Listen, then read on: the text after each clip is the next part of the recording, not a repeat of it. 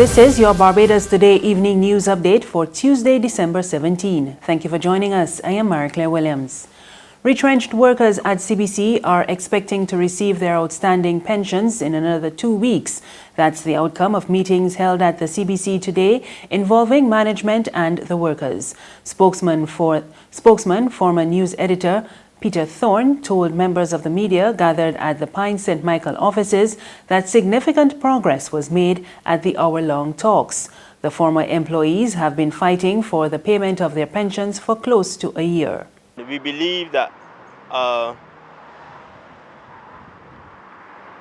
mechanism has been found whereby within very short order that finally that this matter can be put to closure and that the workers, ex-workers of CBC can get their just due.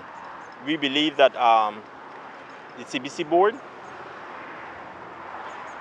has tried its utmost, especially the chairman and the minister, to try to find a resolution to this matter, but we believe there would have been some missteps along the way.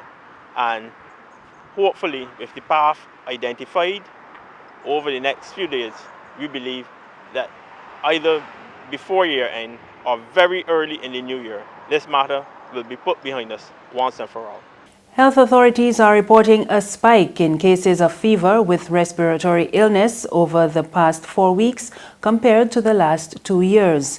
The Ministry of Health says there has been an increase of 82 cases from November 16 to December 7 compared to 32 in 2017 and 35 in 2018.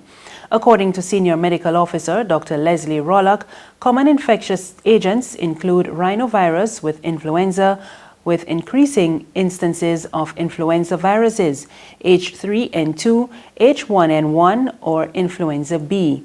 People at risk of severe disease, including those with asthma, kidney disease, diabetes, or other non-communicable diseases, are advised to visit the nearest polyclinic to obtain the yearly seasonal flu vaccine. The medical professional also urged those who are ill to cover their nose and mouth with tissue when coughing or sneezing and to engage in good hygiene practices. In other news this evening, government is extending a helping hand to charities finding it difficult to comply with the regulatory regime. Today, Attorney General Dale Marshall revealed that government is putting aside money for charities to make the required changes as he led off debate on the Money Laundering and Financing of Terrorism Prevention and Control Amendment Bill 2019 in the lower house. Charities will now be required to submit their financial reports each year or face the possibility of being delisted.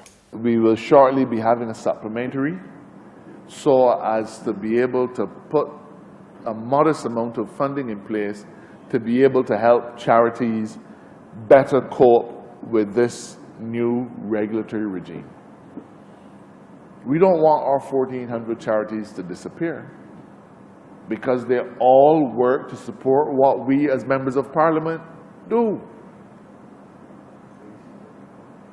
They may do it differently, they may do it with different focus, but they're all part of a society caring for each other.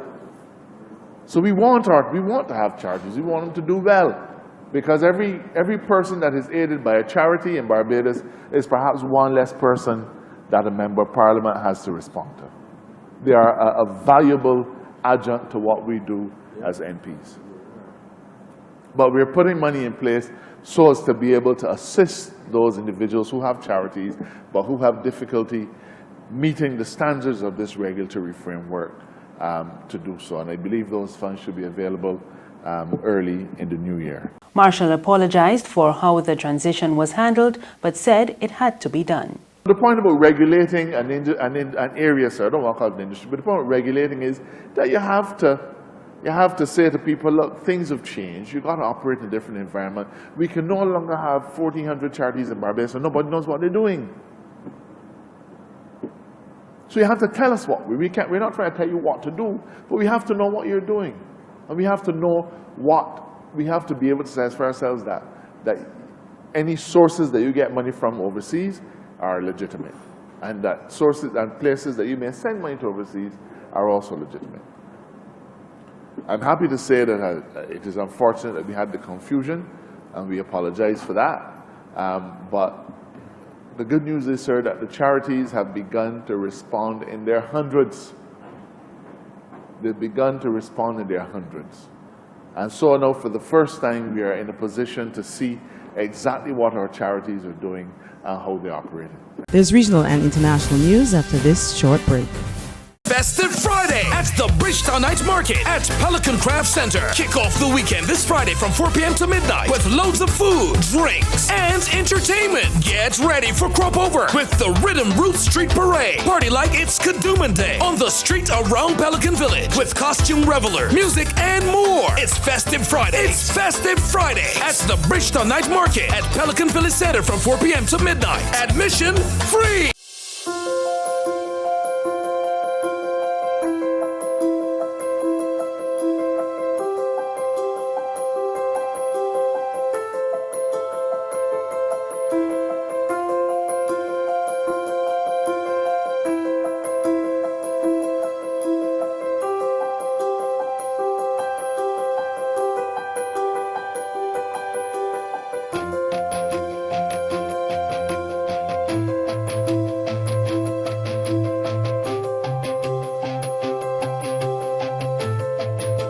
Barbados Today, news you can trust.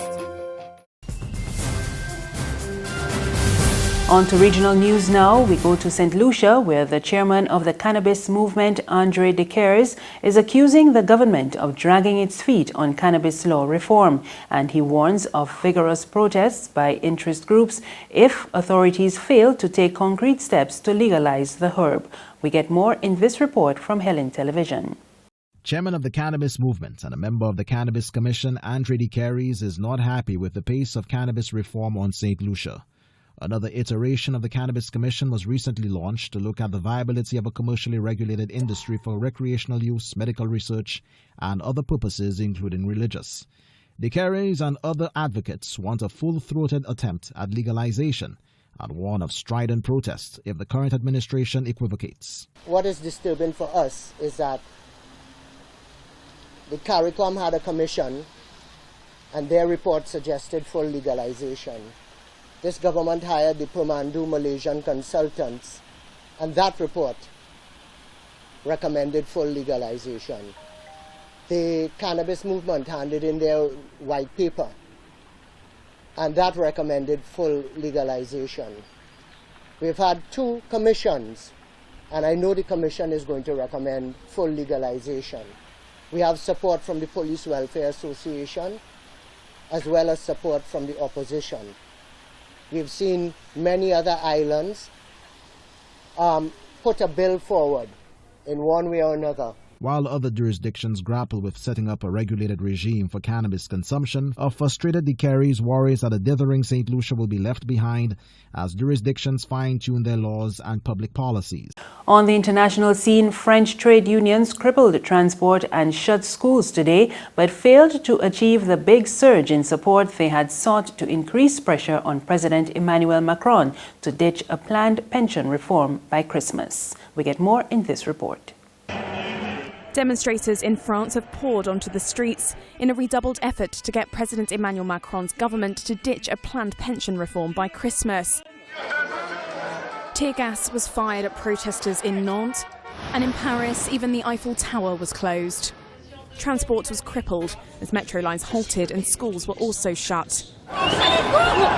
Trade unions called for the mobilisation in a bid to regain momentum after rolling strikes began to tail off in recent days. Macron seeks to streamline the state's pension system and prod people to work until the age of 64, instead of the current average retirement age of 62. We will continue until the plan is withdrawn, whether it be on Christmas, after Christmas, New Year's Day or Easter. We will continue unless the plan is withdrawn. Thousands of rail workers, nurses, teachers and public service employees marched. The unions and Macron are each hoping to push the other to back down over the festive period.